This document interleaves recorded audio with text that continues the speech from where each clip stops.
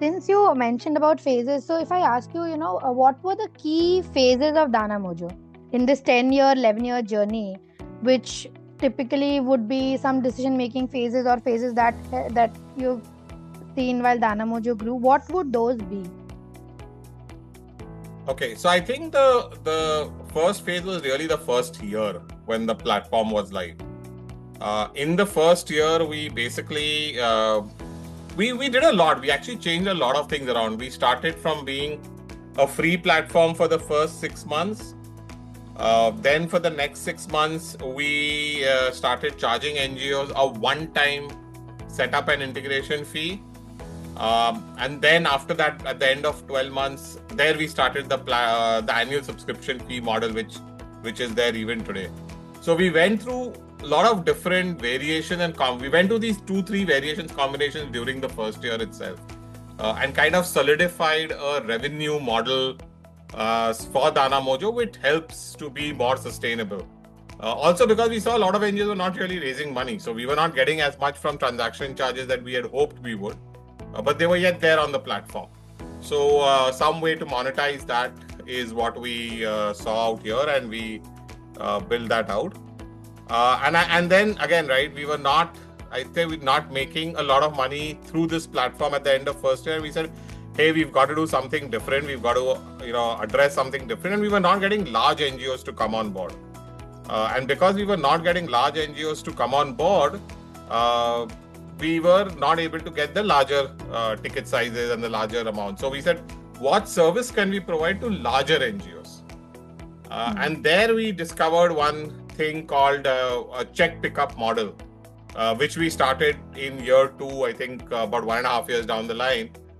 Year 2, we started a check pickup model wherein we worked with other logistics service providers to get checks picked up across India for NGOs. So typically the way this works for larger NGOs is they will have teams who call up people and they ask them to donate. And at least back then, and this was about again 8 years ago, they would ask them to make out a check because many people were not yet comfortable with online payments back then.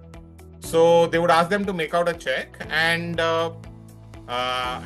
then they would go and pick up the check. But teams, large NGOs also could have teams of people picking up the check only in the top 8, 10, maximum 12 cities, not really beyond that. But obviously India is much larger, and we felt that there could be a huge long tail effect that could be there. And we said, okay, why don't we come up with something which allows people to donate from anywhere in India and we can get the checks picked up. And that's what we did. So we went, they were in 8, 12 cities maximum, any NGO.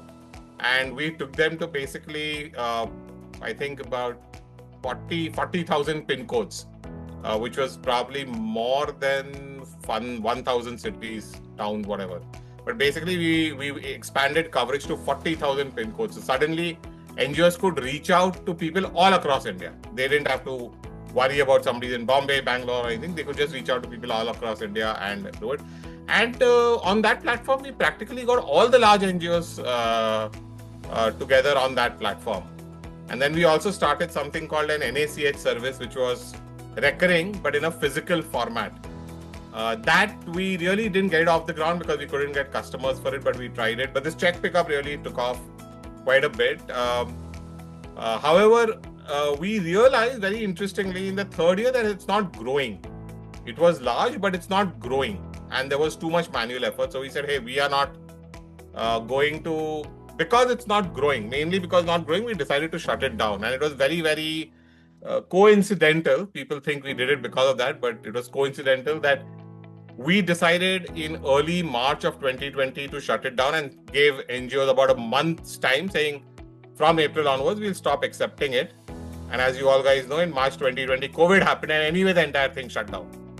So it was kind of fortuitous for us that we had decided upfront to shut it down, and we had prepared for that.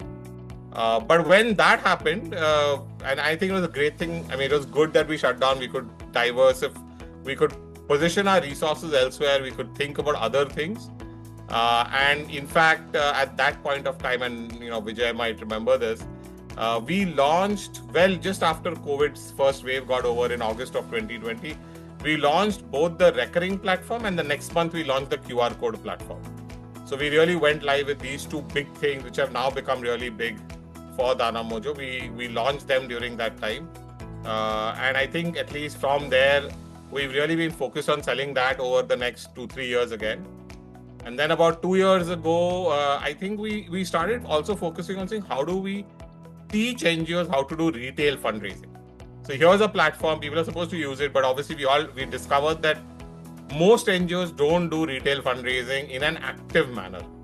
And so we said, how can we, and one of the biggest reasons, they don't know how to. So we understood that they don't do it because they don't know how to. And we said, okay, let's teach this to them. And we will, so we launched this cohort called Danavriddhi, where we taught 20 NGOs over a 4-month period how to do retail fundraising, setting up systems, setting up processes. Very, very successful program, and kind of began our journey into, building skills on retail fundraising, developing thought leadership around retail fundraising.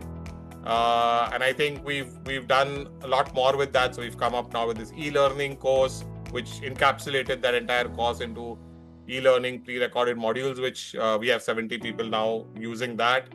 And we also did a bunch of roundtables. I think we've done more than 20 roundtables, engaged with close to 200 leaders, 250 leaders of nonprofits. So I think the last 2 years has been a lot about evangelizing retail fundraising, the importance of retail fundraising, and trying to bring it to the center for NGOs to really focus on it and drive deeper into it. So I think that's how I'd probably divide the phases. The first year was real experimentation, figuring out what to do things. The next few years was about trying out different models for larger NGOs, which helped us to develop a toehold into them, where many of them are today working with us on our platform itself for specific use cases. So I think those relations that built really helped. Even having the history really helped. We are talking to one large NGO today, and the people in that we are talking to, they don't know us, we don't know them. But both of us know that we have a history. Both of us know that we've worked with each other, and that's really helping in that conversation. So I think that was the middle phase, and then we had this phase wherein we introduced a lot of tech platforms, and then in this phase where we are evangelizing retail fundraising. So about 4 or 5 phases over the last 10 years.